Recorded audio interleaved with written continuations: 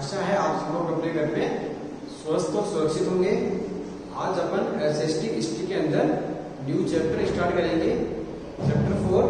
सभी बच्चे अपनी बुक्स ओपन कर लीजिए।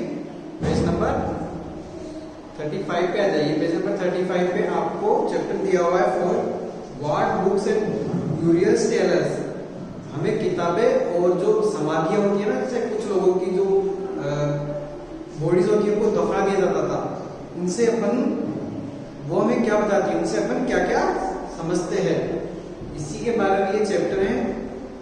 मेरी in the library as the bell rang, जैसे ही बेल बजी, the teacher asked the students to follow him. Teacher ने स्टूडेंट्स को बोला कि उनको फॉलो करें, because they were going to the library for the first time, क्योंकि वे सभी लाइब्रेरी में पहली बार जा रहे थे। When Mary stepped inside, जब मेरी अंदर की साइड में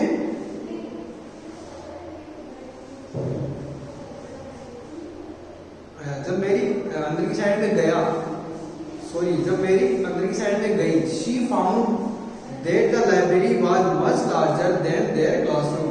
तो उन्होंने देखा कि जो लाइब्रेरी है वो उनकी क्लासरूम से बहुत ही ज्यादा बड़ी थी। And there were so many shelves, और वहां पे कई सारी शेल्फ्स थी।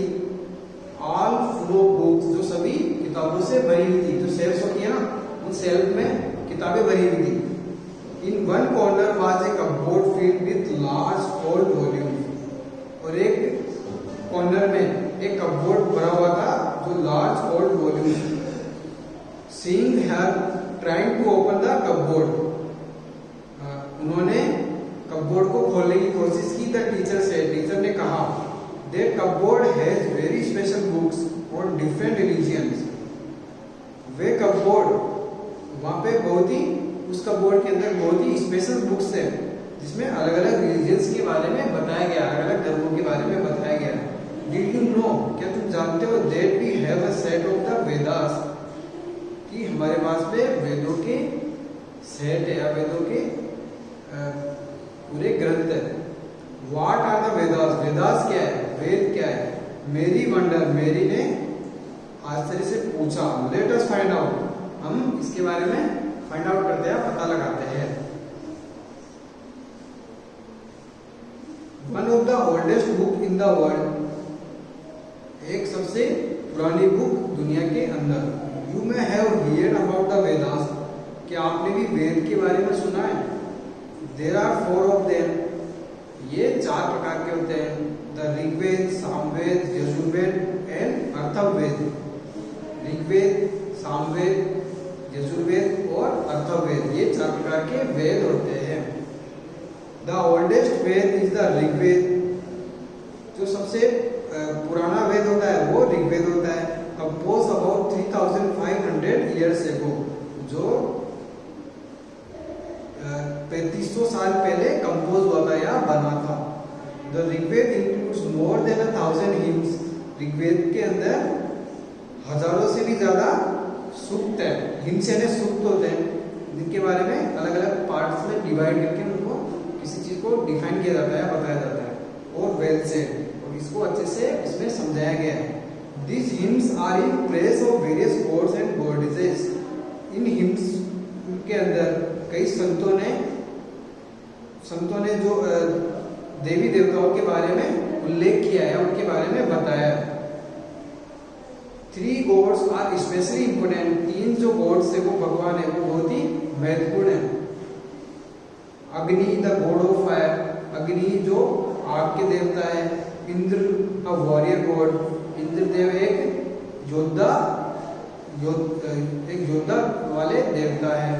एंड सोम, और Soma, a plant from which a special drink was prepared, एक प्लांट है जिससे कुछ स्पेशल ड्रिंक तैयार की जाती थी।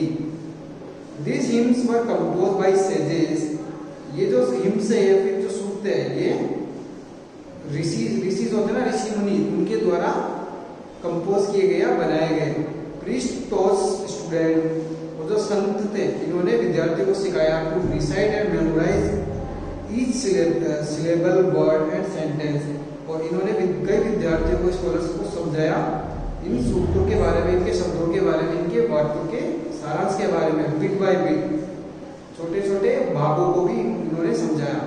विथ ग्रेट केयर, बहुत ही ध्यान से इन्होंने ये चीजें समझाई। इन्होंने संतों ने most of the hymns were compose, ज्यादातर जो सूक्त थे वो कंपोज किए गए थे। Toss and learn by man, जो व्यक्तियों को सिखाए और उनसे कुछ सीखे, इसके लिए ये सूक्त लिखे गए थे।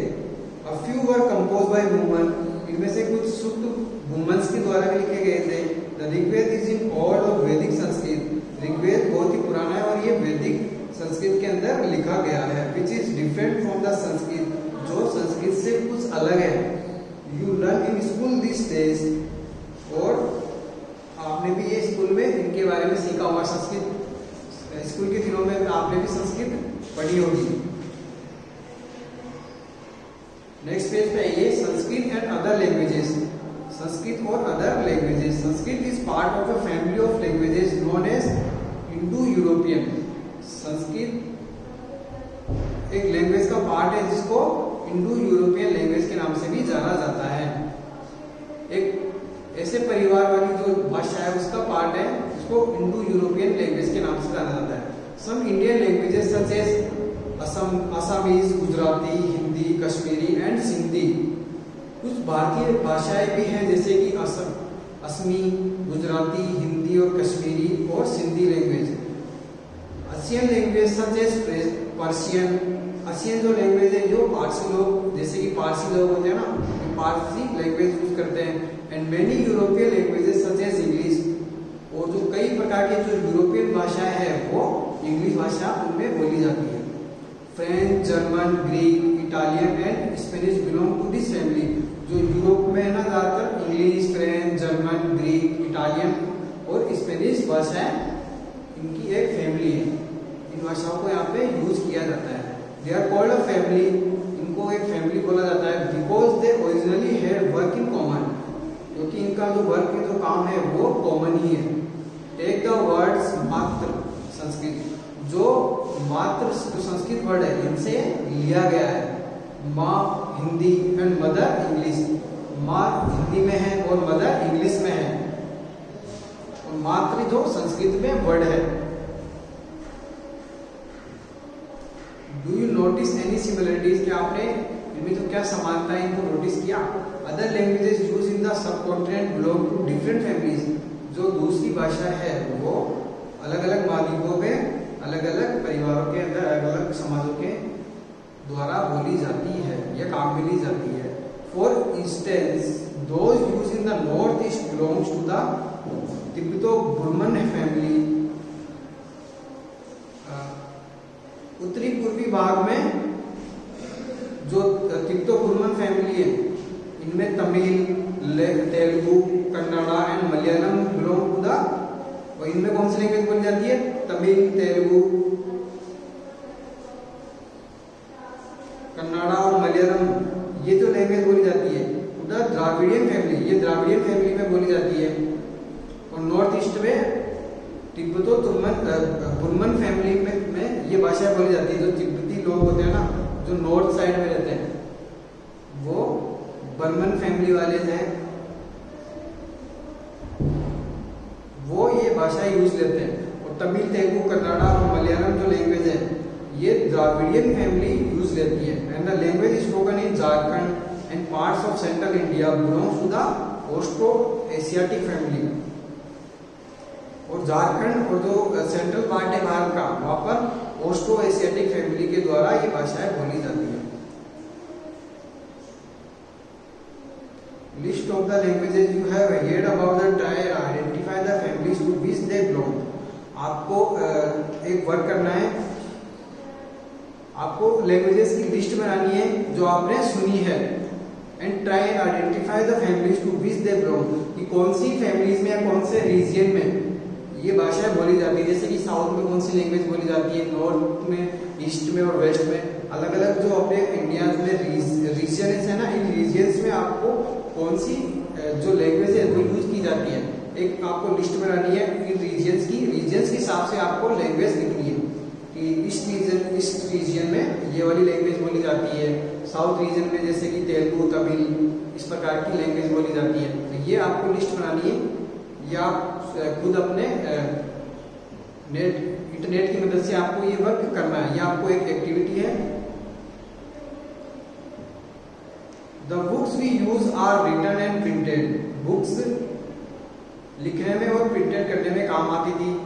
The Rigveda was recited and heard rather than read. It was written down several centuries after it was first compose. कई शताब्दियों से पहले, उसके बाद में फर्स्ट कंपोज, दोबारा इसको पहली बार कंपोज किया गया। And printed less than 200 years ago, और इसको प्रिंटेड किया गया 200 साल पहले ही। How historians study the Rigveda. Historians Rigveda को कैसे अध्ययन करते थे या कैसे पढ़ते थे? Historians like archaeologist find out about the past,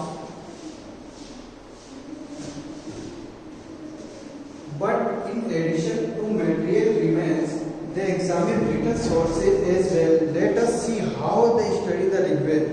Some of the hymns in the Rigved are in the forms of dialogues.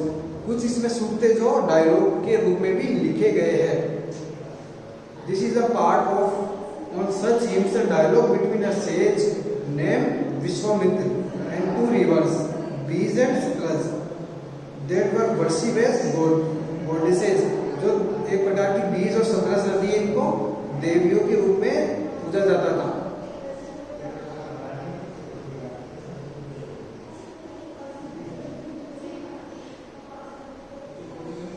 और एक संत थे विश्वामित्र, इनके द्वारा ये डायलॉग जो सूक्त थे वो इनके द्वारा बताए गए थे। Find the reverse on map first. आपको मैप फर्स्ट के अंदर पेज नंबर 2 पे रिवर्स को फाइंड करना है। देन रीड ऑन, इनको पढ़ना है कि कौन सी नदी कौन से रीजन से फ्लो करती है या बहती है। नेक्स्ट पेज पे आइए। अब page from a manuscript of the Rigveda. एक पेज है जो मैन्युस्क्रिप्ट उसमें लिखी गई है ऋग्वेद की। This manuscript of the Rigved on birch bark was found in Kashmir about 150 years ago. इस ऋग्वेद की जो मैन्युस्क्रिप्ट जो पाई गई है ना, ये कश्मीर में पाई गई है 150 साल पहले की बात है। It was used to prepare one of the earliest printed texts of the Rigved as well as an English translation. और ये इसमें इंग्लिश ट्रांसलेशन में ऋग्वेद के बारे में लिखा गया था। It is now preserve in A library in Pune Maharashtra. और जो महाराष्ट्र के अंदर पुणे जो सिटी है ना, यहाँ पे एक लाइब्रेरी के अंदर ये अभी भी प्रिजर्व है या रखा हुआ है।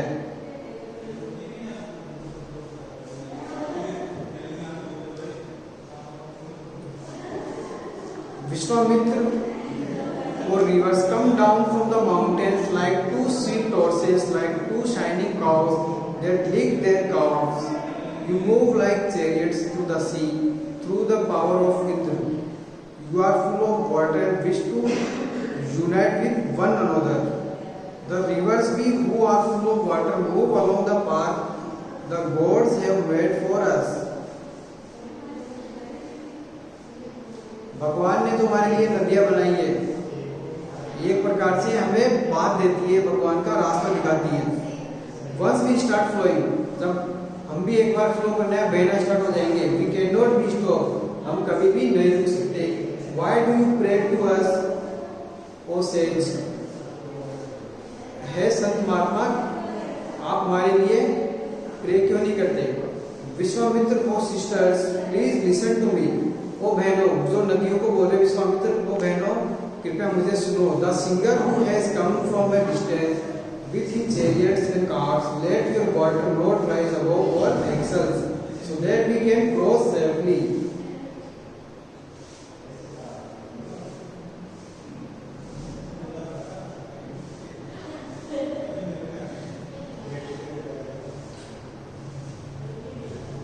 The rivers will listen to your prayers so that you can cross safely.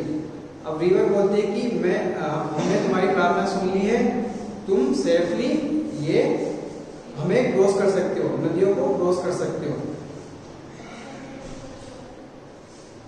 Historians point out that this hymns was composed in the area where these rivers flows. They also suggest that the sages lived in a society where horses and cows were valued animals. Historians ने एक चीज को point out किया है कि जो इसमें सूत्र लिखे गए थे ना, उसके द्वारा उस एरिया में जो नदियां फ्लो होती थी वहां पर जो संत महात्मा थे ये रहते थे किनके साथ में, गाय और हॉर्सेस के साथ में रहते थे। That is why the rivers are compared to horses and cows. इसलिए एक प्रकार से जो नदियां है ना, इनसे कंपेयर की गई है, हॉर्सेस से और काउ से। Do you think chariots were also important? आप सोचते हो कि जो चैरियट्स है वो महत्वपूर्ण क्यों है? Give reason for your answer, read the verses and find out what are the modes of transport that are mentioned. और एक एक्टिविटी आपको और करनी है कि आपको चैरियट्स के बारे में पता लगाना है कि ये महत्वपूर्ण क्यों है, एक प्रकार से किसी चीज की वंदना करना जरूरी क्यों है, प्रार्थना करना क्यों जरूरी है, इसके कारण बताइए, इसके कारण आपको देने हैं।